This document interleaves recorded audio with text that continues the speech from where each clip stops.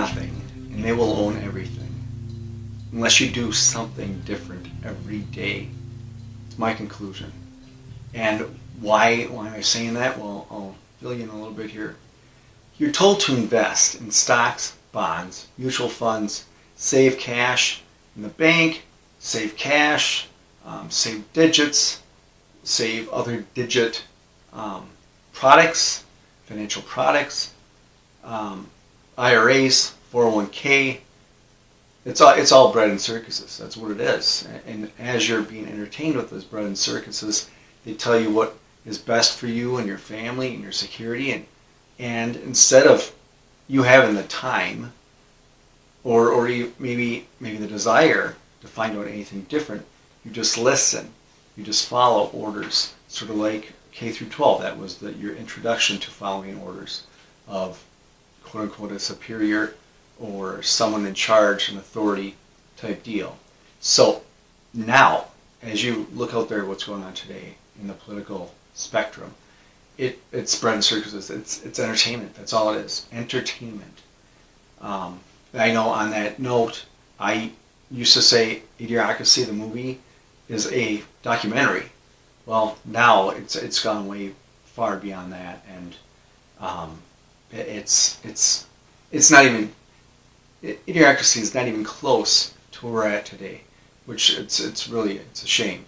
But anyways, so you're told, and you're sold an idea that any labor that you have, any work, any stuff, any part of your life you've used to build up something, instead of doing the real stuff and having some real items and real physical stuff that's needed, real stuff that you need to live for yourself and your family and to thrive, to survive. No, the best thing to do, you're told, and a lot of people are told, is 401k, IRA. You want to invest in stocks, you want to invest in bonds, you want to invest in these mutual funds, whether that's back in your IRA or your pension or whatever it is. And make sure you're saving enough cash in the bank type of deal. And if you know as well as I do, money in the bank is not your money, it's their bank. It's the bank's money, it's their money, it's the bank's account. It may have your name on it, but you've lent that to the bank. And that's in black and white. That's written. That's well, basically the law, I guess, financial realm of it. But anyways, so while you're doing this, while you're doing 401k, IRA, stocks, bonds, Wall Street, all that kind of crap, they are the upper end, the echelon, the people that have the power, the central banks, the people at the controls. So maybe it's, the names you're familiar with, your Gates, your Bezos, that kind of stuff, or your Rothschilds, your Rockefellers, or even the higher ups than that. They themselves, they're purchasing mineral rights.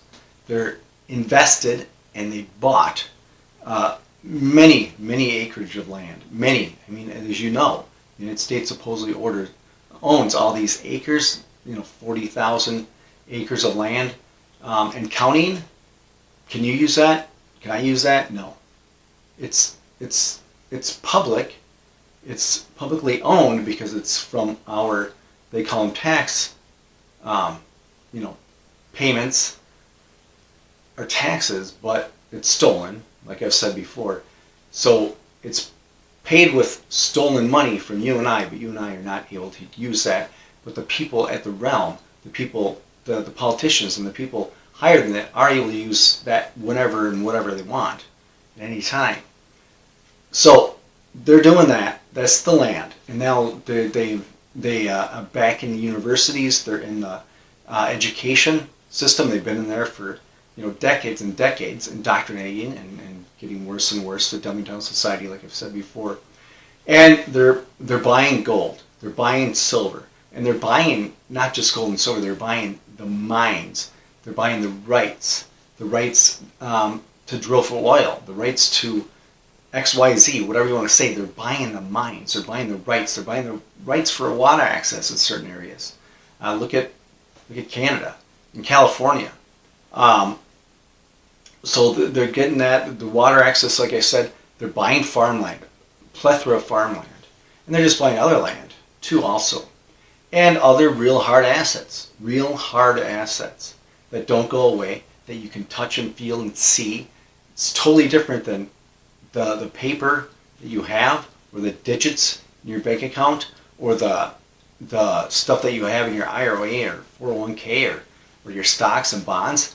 That's not real. That's fake, in my opinion.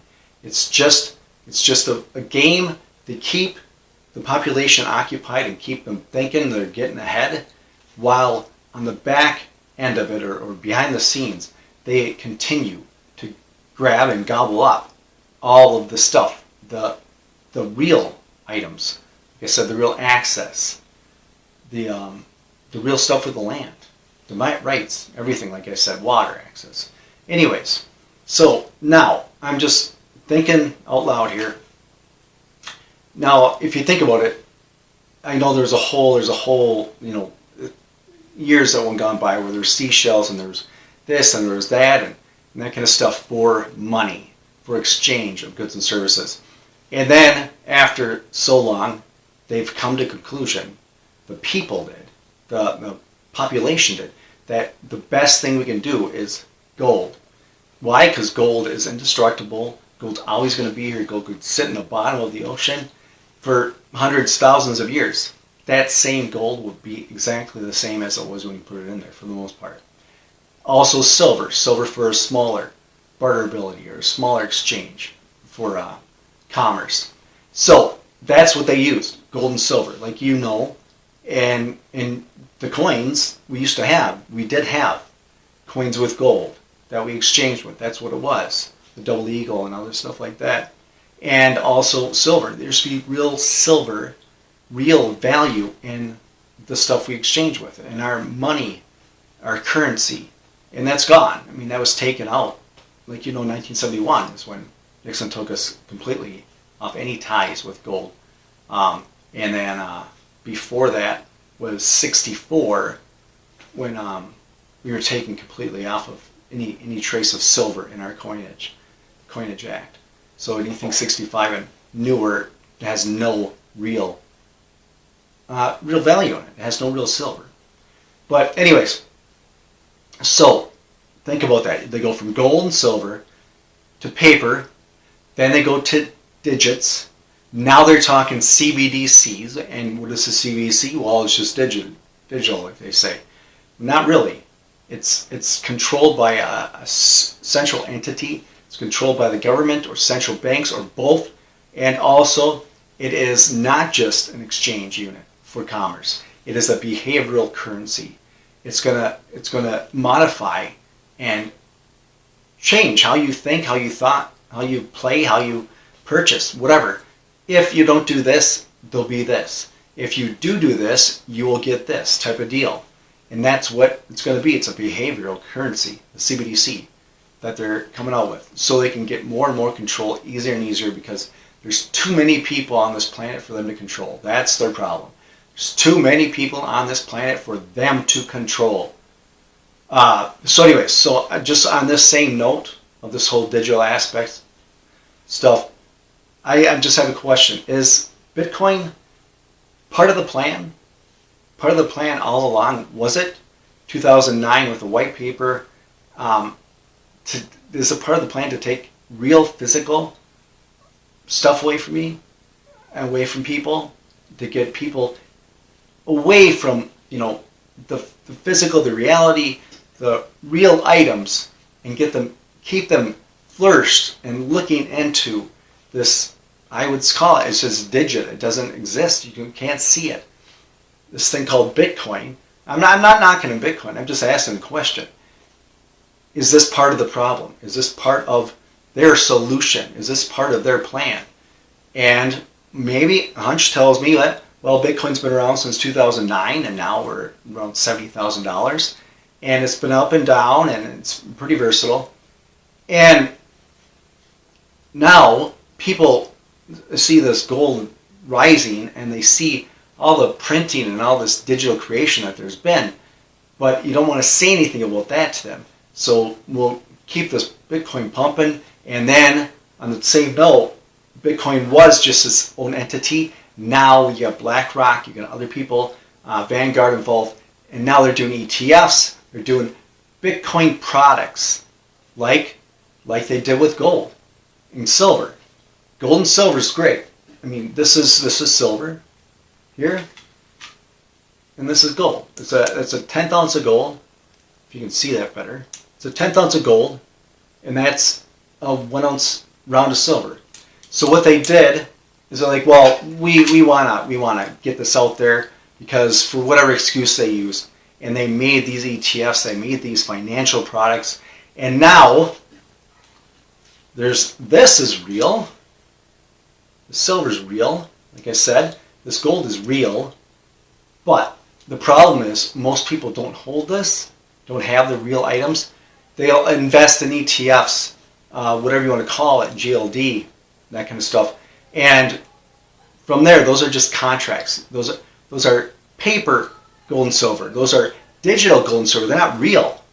So once it comes a time, and a time will come that you have to cash, get your gold and silver or get real physical stuff for that, for whatever reason, whatever the scenario is. It's not there. It doesn't exist. It doesn't exist. It's just a document. That's all it is. It's just a contract. So like this, for example, 1 ounce of silver, I believe, and I could be a little off, I believe there's 250,000 paper or digital contracts for this one. And not this one, not for it, but that account for this one, because I have 1 ounce of silver. But now there's 1 real ounce of silver. Now there's another 250,000 contracts, 250 digital things that say, so-and-so has silver, Jane Doe has silver, John Doe has silver, or John Doe has this much gold, Jane Doe has this much gold. They don't, but they have the digits to tell them otherwise. They have the contracts, the paper, that say otherwise. So they feel content. And with that, there's only so much gold, period. And just like there's only so much Bitcoin, there's 21 million Bitcoin ever to be made. That's what they're going by. They're gone by. But that's not the case now. You get Vanguard involved. You get anything, BlackRock, anyone involved. Start making these ETFs and these financial products. Then pretty soon it doesn't matter how much you have there. It doesn't matter how much is left, because there's not only 21 million. There really is only 21 million. There's only so much of this, or there's only so much gold. But it doesn't matter because we make all these financial products. So now instead we have 21 million, maybe we have 21 trillion or 2.1 trillion or whatever it is, because it's all contract based, and because of that, it manipulates the flow, it manipulates the value, it manipulates the people's objective and their thoughts about it and what's behind it and their understanding of what it is.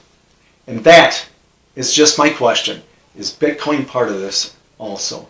While it's just another entity to get people into this fake thing, if you want to call it fake, this digital thing, while they're hoarding and buying up all of the land, all the assets, everything, all the rates. But anyways, so on that note, just think of the manipulation. If we didn't have gold and silver ETFs, gold and silver like that, I know this gold would not be at, what are we, 2180 or something, 2150, whatever we're at. It would be way above that. And on another note with silver, right now it's half of what it was at one time. Was at 2 times. It's half. It's valued at half of that. Since 1980 and since 2011, you can't tell me we haven't printed more money and made more digits and expanded the money, the currency supply. So how is that 1 ounce of silver still at the same value, or actually half of the value that it had when there was half as much currency or digits available? But anyways, I just wanted to get this out there and keep people thinking about this. I feel you need to do something. But I want to thank you for watching. As always, stay vigilant. Yourself, family, health, and